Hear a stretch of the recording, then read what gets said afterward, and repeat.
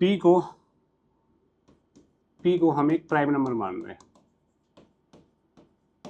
ठीक है। थ्योरम है if P divides A square, P A square को डिवाइड कर रहा है, ठीक है, then P divides A, P divides A, जहां पे A is a positive number, A equals to positive integer मान लो या पॉजिटिव नेचुरल नंबर मान लो,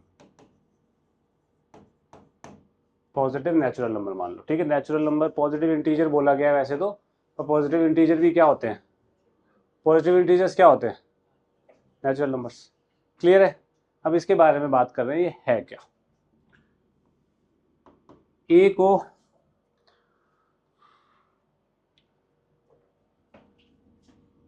पच्चीस, ए को 25 नहीं यार, कोई और बोलते हैं, 14 ले लेते हैं, ए स्क्वायर को 196 ले लेता हूँ, या ए को लेता हूँ, सॉरी छोड़ो, ए को मैं 14 ले रहा हूँ। 14 की प्राइम फैक्टराइजेशन क्या होती है, 2 × 7 होती है, इसमें तो कोई डाउट नहीं किसी को। इसका स्क्वायर क्या हो जाएगा, 196। इसकी प्राइम फैक्टराइजेशन क्या होगी, और ए की प्राइम फैक्टराइजेशन होगी 2 × 7, और ए स्क्वायर की होगी 2 स्क्वायर × 7 स्क्वायर। अब एक बताओ, पी एक प्राइम नंबर है, पी ए स्क्वायर को डिवाइड कर रहा है, यानी कि इसको पी डिवाइड कर रहा है, तो पी क्या होगा, या तो 2 होगा, या भाई पी प्राइम नंबर है ना, यहाँ पे कितने प्राइम है, 2, 2 और 7, तो पी इन दोनों में से एक होगा, इसमें तो कोई डाउट नहीं है। 2 × 7, क्या 2 ए को डिवाइड करेगा,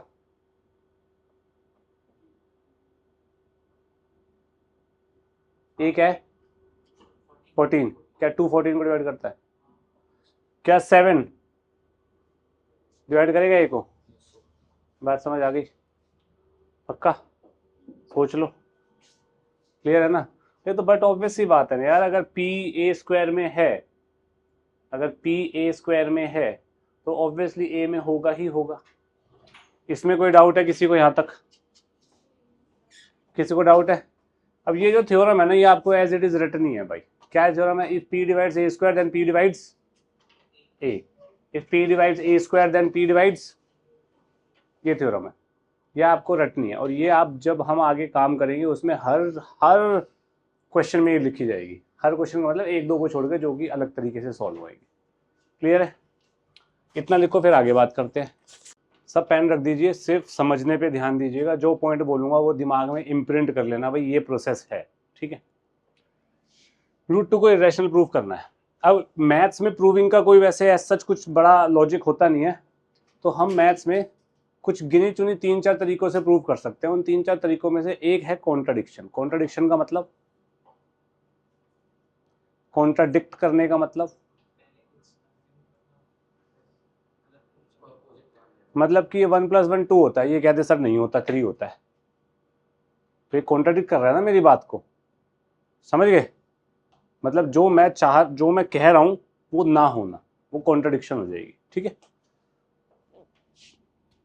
सबसे पहले step, let √2 be a rational number, be a rational number, ठीक है। √2 को मैंने रैशनल मान लिया, रैशनल है तो ऑब्वियस सी बात है √2 इज इक्वल्स टू a/b लिखेंगे, रैशनल p/q फॉर्म में लिखते हैं।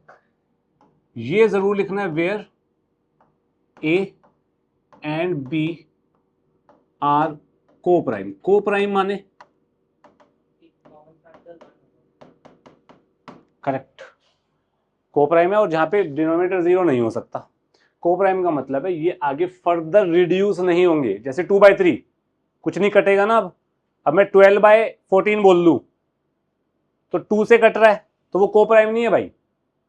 मतलब सिंपलेस्ट फ्रैक्शन होगी बेसिकली, मतलब कोई कॉमन फैक्टर्स नहीं होगा इनमें 1 के अलावा, ठीक है। √2 इज इक्वल टू a/b, इतना समझ आया,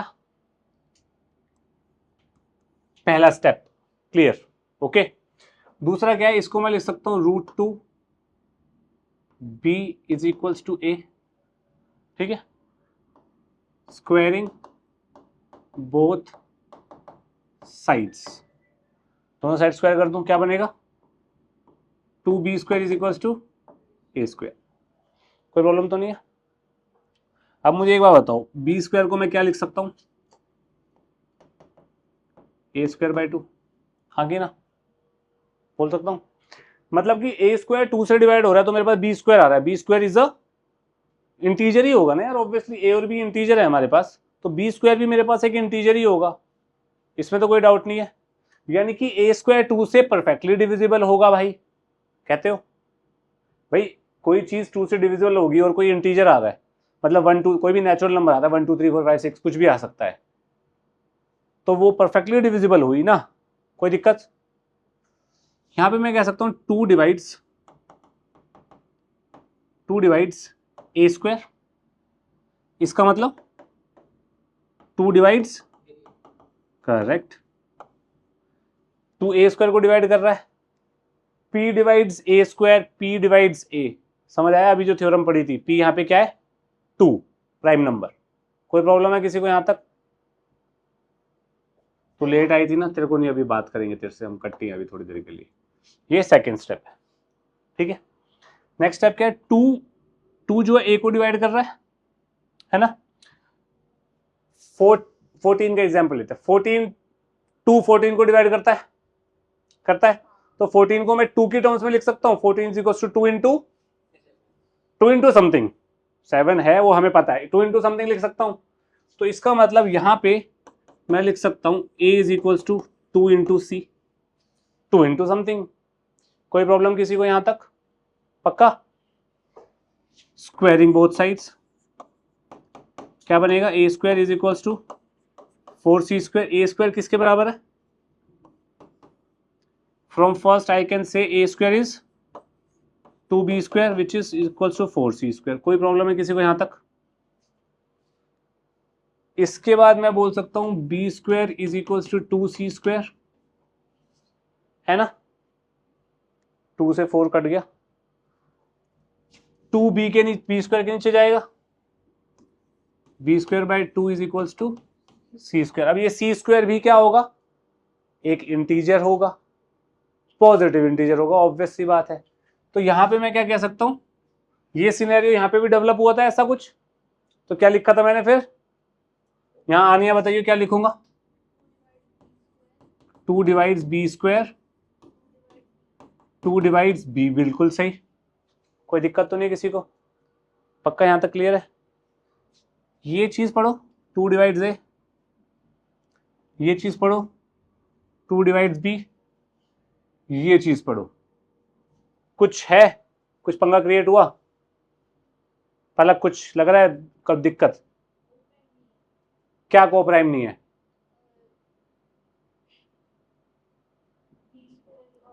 nopes very, you are very close. Achintya, B और ए को प्राइम क्यों नहीं है? गलत, करेक्ट यार, ए 2 ए को डिवाइड कर रहा है, यानी कि ए का एक फैक्टर 2 है, 14 को 2 डिवाइड करता है, 14 का फैक्टर होता है 2, होता है, 14 को 2 इंटू 7 नहीं लिखते, तो फैक्टर होता है ना, क्लियर है ना ये बात। मतलब कोई चीज अगर किसी चीज को परफेक्टली डिवाइड करती है तो वो कोई चीज फैक्टर होती है, ये पता है या नहीं पता है, या समझाऊं एक बार और, समझाऊं? पक्का। जैसे 18 है, 18 कितना होता है 9 इंटू सॉरी 2 इंटू 3 इंटू 3, तो 2 भी फैक्टर हुआ 18 का, 3 भी फैक्टर हुआ, 9 भी फैक्टर हुआ, 18 भी फैक्टर हुआ, 1 भी फैक्टर हुआ, ठीक है। तो इन दोनों से मैं क्या कह सकता हूं, 2 इज अ फैक्टर, 2 डिवाइड्स ए है, 2 डिवाइड्स बी है, ठीक है। तो इसका मतलब मैं कह सकता हूं 2 is a common factor of A and B, ठीक है, विच कॉन्ट्राडिक्ट्स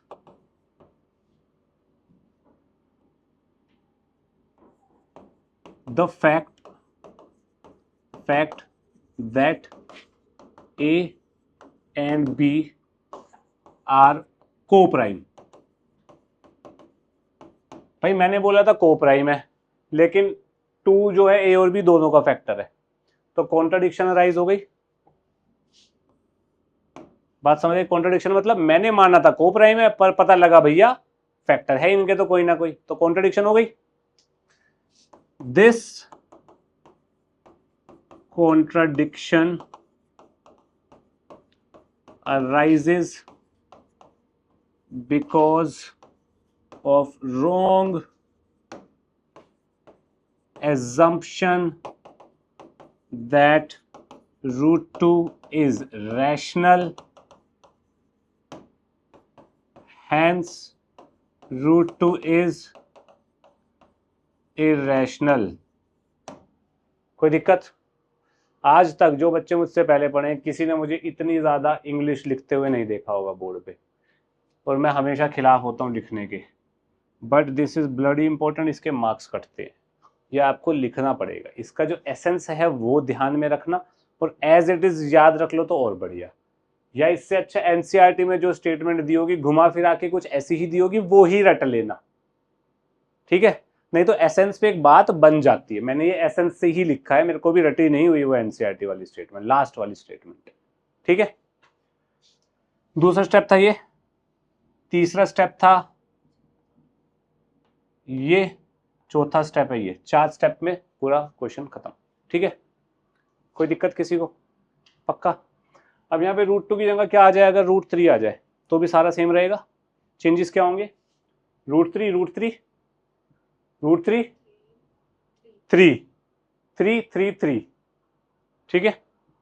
3 9 3 9 3 3 3 3, सारा सेम। 3 रूट 3 खत्म। बात समझ आई?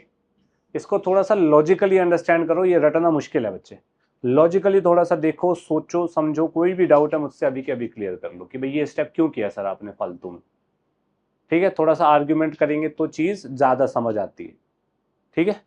पॉजिटिव आर्ग्यूमेंट करेंगे तो। चलो फटाफट। Let 1/√2 be rational. इसका मतलब 1/√2 इज इक्वल्स टू b/a या a/b, वट एवर। यहाँ पे c/d भी ले सकते हो, तुम्हें पता है ना, ये कोई रट्टे वाली बात नहीं है। यहाँ ये लाइन जरूरी आएगी, पर where a and b are coprime and b is not equal to 0। Oh गलत, correct, a is not equal to 0। सोच के बोला कर, गलत लिख देता हूँ फिर तेरे बातों में आगे। यहाँ क्या करेंगे अब? a is equals to √2b, squaring both sides, cross multiply कर दिया, स्क्वायरिंग बोथ साइड्स करके क्या आएगा? a² is equals to 2b²। हालांकि यहाँ तक कोई डाउट? अब यार इसके बाद मैं एक स्टेप और करता था ना, 2 को नीचे ले जाता था। a इक्वल्स टू √2b, ये स्क्वायर कर दूंगा तो a², 2b²। अब मैं यहाँ पे ये अमृता, इसमें तो कोई डाउट नहीं है।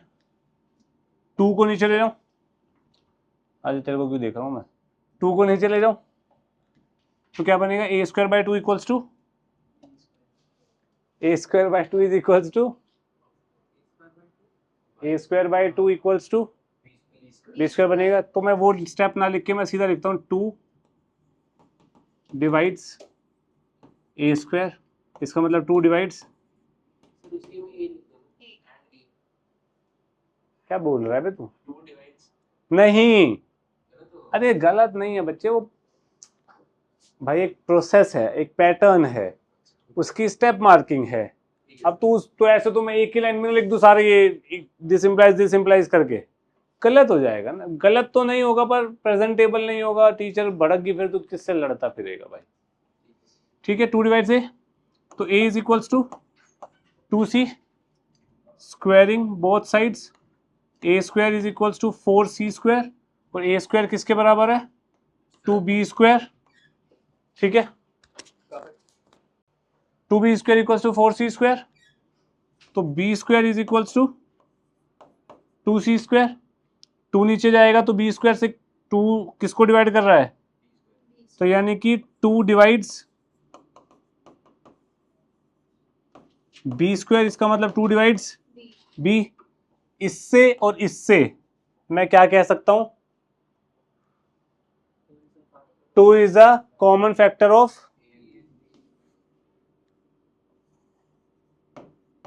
2 is a common factor of a and b। इसके बाद वो पैराग्राफ, हैंस अवर assumption व्हाटएवर फलाना ढिमकाना जो भी हमने बात करी थी, this contradiction has arisen because of the fact that we have assumed that 1 by root 2 is rational, hence our assumption was wrong, hence 1 by root 2 is clear है, मैंने लिख दिया है, आप लोगों को भी लिखना है, ठीक है जी। दूसरा तरीका, अब ऐसे क्वेश्चंस को करने का एक दूसरा तरीका भी होता है, ध्यान से समझना। लेट 3 by root 7 is equals to a by b. Let 3 by root 7 be rational number, hence 3 by root 7 equals to a by b. ठीक है,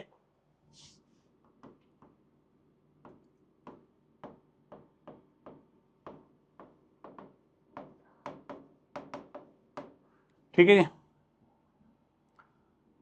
रूट 7 को मैं लिख सकता हूं a अपॉन 3b, लिख सकता हूं, कोई दिक्कत। मुझे ये बताओ, a b और 3 ये तीनों इंटीजर है? इंटीजर अपॉन इंटीजर क्या होता है? इंटीजर अपॉन इंटीजर इंटीजर होता है, इंटीजर अपॉन इंटीजर इंटीजर होता है? पान खाते हो तुम लोग? Integer upon integer rational number होता है, क्या कर रहे हो यार तुम? a upon 3b is a rational number या इज रैशनल?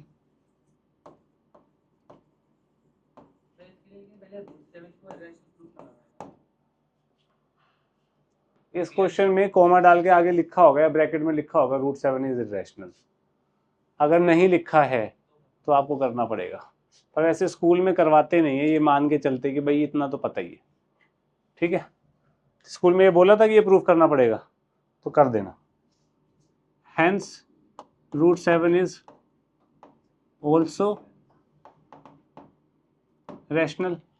भाई ये रैशनल है तो ये भी रैशनल ही होगा क्योंकि दोनों बराबर हैं, but we know root 7 is irrational, hence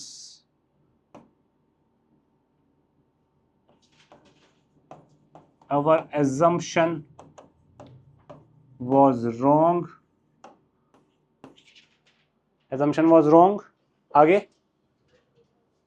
हाँ, hence our assumption was wrong, hence 3 root 7 is irrational। Clear है? पक्का? क्या?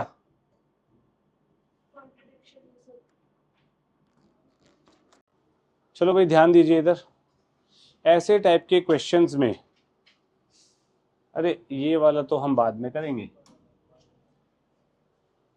ऐसे टाइप के क्वेश्चंस में हम ये मान के चलते हैं या हमें क्वेश्चन में गिवन होता है कि रूट 5 इरेशनल है, या यहाँ पे 2 माइनस रूट 7 2 माइनस रूट 3 कुछ भी हो, तो हम रूट वाली चीज को इरेशनल मान के चलते हैं या क्वेश्चन में दिया होता है, ठीक है। तो इन क्वेश्चंस को कैसे करेंगे, हम लेट करेंगे 1 by 2 minus root 5 is equals to 1 by a,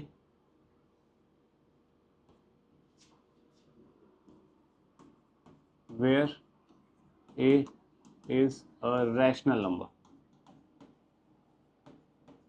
या 1 by a is a rational number। अब आपके मन में दिमाग में क्वेश्चन में ये क्वेश्चन आ रहा होगा कि a by b क्यों नहीं लिया, अब तक तो a by b लेके कर रहे थे। आ रहा है, आप a by b लेके भी कर सकते हैं, उससे भी कोई पंगा नहीं पड़ेगा, ठीक है। पहले मैं आपको इससे बता रहा हूँ, फिर a by b से आपको बता दूंगा ऊपर ऊपर से कैसे करना है। तो इसको मैं लिख सकता हूँ 2 minus root 5 is equals to a, cross multiply करके 2 minus a is equals to √5। कोई प्रॉब्लम? ए रैशनल है, 2 रैशनल है, 2 रैशनल की सब्ट्रैक्शन रैशनल होगी। भाई rational minus rational is irrational बोला किसी ने अभी? नहीं रैशनल बोला। 2 माइनस ए इज और rational number. This implies √5 is also rational. ये रैशनल है तो ये भी रैशनल होगा क्योंकि दोनों बराबर हैं, ठीक है। तो √5 is also rational, but we know √5 is is not rational लिखना सही नहीं है, √5 is irrational लिखना बेटर है। This contradiction has arisen because of our wrong assumption. Hence 1/2 minus √5 is irrational. बात समझ आई? बस अब इस क्वेश्चन को अगर नंबर ऑफ मार्क्स बढ़ा दिया जाए, कितने मार्क्स का मैक्सिमम क्वेश्चन आता है? अच्छा, पहली चीज तो सीबीएसई पैटर्न चेंज करने से पहले बताएगी नहीं भाई हम पैटर्न चेंज कर रहे हैं। अविनाश इधर ध्यान दे। दूसरी बात, पैटर्न चेंज हो गया तो आप कुछ कर नहीं सकते। तो अगर ये वाला क्वेश्चन कम मार्क्स में आ रहा है तो आप ये वाली चीज़ करेंगे, ठीक है। और अगर यहाँ मेंशन है √5 इज इरेशनल, अगर √5 इज इरेशनल मेंशन नहीं है, सिर्फ यही क्वेश्चन दिया हुआ है, तो आप यहाँ पे एक चीज़ और ऐड करेंगे। क्या? आपको √5 को इरेशनल वही C/D मान के करना पड़ेगा। अब एक गलती बच्चे क्या करेंगे, यहाँ पे वो A/B मान के करेंगे या 1/A मान के कर दिया, ठीक है। इससे पहले वो √5 को A/B मान के कर लेंगे, वो गलत हो जाएगा। क्यों गलत हो जाएगा? क्योंकि यहाँ पे A 2 माइनस √5 है और आप वहाँ पे A/B मानोगे तो A की वैल्यू तो यही रहेगी। तो आपको अगर √5 को इरेशनल प्रूफ करना है तो आप A/B नहीं लेके करोगे, आप क्या लेके करोगे? C/D, E/F, α/β, कुछ भी लेके करो। जो यहाँ पे वेरिएबल यूज हो गए वो वेरिएबल वहाँ पे यूज नहीं होंगे। ये ध्यान रखने की बात है बस। 5 मार्क्स से कैसे बनेगा? √5 को अलग प्रूफ करना है, उसके बाद ये चीज़ कर देनी। क्लियर है इतनी चीज़? पक्का? सोच लो कितना लिखो, फिर आगे बात करते हैं।